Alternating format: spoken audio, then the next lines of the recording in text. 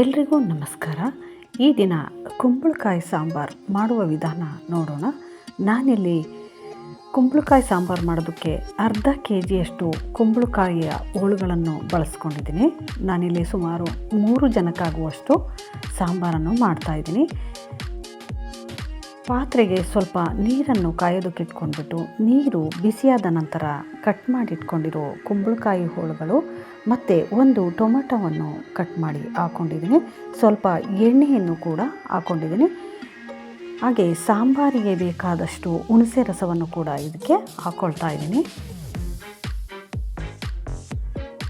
1/4 tea ಸ್ಪೂನ್ನಷ್ಟು ಅರಿಶಿಣ ಪುಡಿಯನ್ನು ಹಾಕ್ಕೊಂಡ್ಬಿಟ್ಟು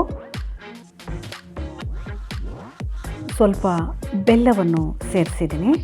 ಈಗ ಮುಚ್ಚಳ ಮುಚ್ಚಿಬಿಟ್ಟು ಅದು ಬೇಯುವವರೆಗೂ ಒಂದು 5ರಿಂದ 10 ನಿಮಿಷಗಳ ಕಾಲ ಬೇಯಿಸ್ಕೊಳ್ತಾ ಇದ್ದೀನಿ. ಹಾಗೆ ಸಾಂಬಾರು ಮಾಡೋದಕ್ಕೋಸ್ಕರ ಮಸಾಲೆಗೆ 2 ಟೀ ಸ್ಪೂನ್ ಧನಿಯಾ ಕಾಳುಗಳನ್ನು ಹಾಕ್ಕೊಂಡಿದ್ದೀನಿ. ಹಾಗೆ 1 ಟೀ ಸ್ಪೂನ್ನಷ್ಟು ಉದ್ದಿನಬೇಳೆ ಹಾಕ್ಕೊಂಡಿದ್ದೀನಿ. 1/4 ಟೀ ಸ್ಪೂನ್ನಷ್ಟು ಮೆಂತ್ಯ ಕಾಳುಗಳನ್ನು ಸೇರಿಸ್ಕೊಂಡಿದ್ದೀನಿ. ಹಾಗೆಯೇ ಡ್ರೈ ಆಗಿಯೇ ನಾನು ಫ್ರೈ ಮಾಡ್ಕೊಳ್ತೀನಿ. ಹಾಗೆ 1 ಟೀ ಸ್ಪೂನ್ನಷ್ಟು ಜೀರಿಗೆಯನ್ನು ಕೂಡ ಸೇರಿಸ್ಕೊಂಡಿದ್ದೀನಿ. ಹದವಾಗಿ ಹುರಿದುಕೊಳ್ಬೇಕಾಗುತ್ತೆ. ಈಗ ಮಿಕ್ಸಿ ಜಾರಿಗೆ 1 ಬಟ್ಟಲಷ್ಟು ಹಸಿ ಕಾಯಿ ತುರಿ ಹಾಕ್ಕೊಂಡಿದ್ದೀನಿ. ಖಾರಕ್ಕೆ ಬೇಕಾದಷ್ಟು ಒಣ ಮೆಣಸಿನಕಾಯನ್ನು ಸೇರಿಸ್ಕೊಳ್ಬೇಕಾಗುತ್ತೆ. ಕೊತ್ತಂಬರಿ ಸೊಪ್ಪನ್ನು ಕೂಡ ತೊಳೆದು ಹಾಕ್ಕೊಂಡಿದ್ದೀನಿ.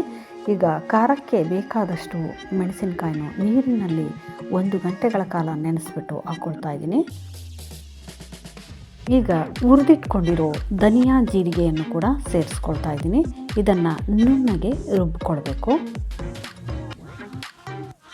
ಈಗ ಕುಂಬಳಕಾಯಿ ಮತ್ತು ಟೊಮೆಟೊ ಎಲ್ಲವೂ ಚೆನ್ನಾಗಿ ಬೆಂದಿದೆ. ಈಗ ಇದಕ್ಕೆ ರುಬ್ಬಿಟ್ಕೊಂಡಿರೋ ಮಸಾಲೆಯನ್ನು ಸೇರಿಸ್ಕೊಳ್ತಾ ಇದ್ದೀನಿ.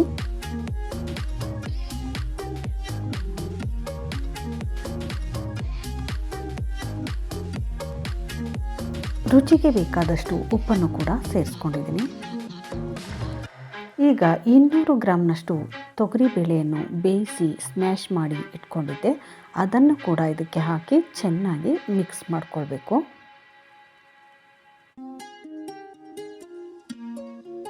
ಈಗ ಒಗ್ಗರಣೆ ಮಾಡೋದಕ್ಕೋಸ್ಕರ 3 ಟೀ ಸ್ಪೂನ್ನಷ್ಟು ಎಣ್ಣೆಯನ್ನು ಹಾಕ್ಕೊಂಡಿದ್ದೀನಿ. ಎಣ್ಣೆ ಬಿಸಿಯಾದ ನಂತರ ಸ್ವಲ್ಪ ಸಾಸಿವೆ, 1 ಟೀ ಸ್ಪೂನ್ನಷ್ಟು ಉದ್ದಿನಬೇಳೆ ಹಾಕ್ಕೊಳ್ತಾ ಇದ್ದೀನಿ. 1-2 ಒಣ ಮೆಣಸಿನಕಾಯಿನ ಕಟ್ ಮಾಡಿ ಹಾಕ್ಕೊಂಡಿದ್ದೀನಿ. ಸ್ವಲ್ಪ ಕರಿಬೇವಿನ ಎಲೆಗಳು. ಈಗ ಮಾಡಿರುವ ಒಗ್ಗರಣೆಯನ್ನು ಇದಕ್ಕೆ ಹಾಕ್ಕೊಳ್ಬೇಕು. ಸ್ವಲ್ಪ ಹಾಗೆಯೇ ಕರಿಬೇವಿನ ಎಲೆಗಳನ್ನು ಸೇರಿಸ್ಕೊಂಡಿದ್ದೀನಿ. ಸ್ವಲ್ಪ ಇಂಗನ್ನು ಕೂಡ ಇದರಲ್ಲಿ ಹಾಕ್ಕೊಳ್ತಾ ಇದ್ದೀನಿ. ಮಾಡಿಟ್ಟಿರೋ ಒಗ್ಗರಣೆಯನ್ನು ಇದಕ್ಕೆ ಹಾಕ್ಕೊಳ್ಬೇಕು. ಎಲ್ಲವನ್ನು ಚೆನ್ನಾಗಿ ಮಿಕ್ಸ್ ಮಾಡಿದರೆ ಆರೋಗ್ಯಕರವಾದ ಮತ್ತು ರುಚಿಕರವಾದ ಕುಂಬಳಕಾಯಿ ಸಾಂಬಾರು ತಯಾರಾಗಿದೆ. ಇದು ರಾಗಿ ಮುದ್ದೆ, ಜೋಳದ ಮುದ್ದೆ, ಅನ್ನದೊಂದಿಗೆ ತುಂಬ ಚೆನ್ನಾಗಿರುತ್ತೆ. ನೀವು ಕೂಡ ಈ ಕುಂಬಳಕಾಯಿ ಸಾಂಬಾರನ್ನು ಒಮ್ಮೆ ಮಾಡಿ. ಮತ್ತೊಂದು ವಿಡಿಯೋದಲ್ಲಿ ಸಿಗೋಣ. ಧನ್ಯವಾದಗಳು.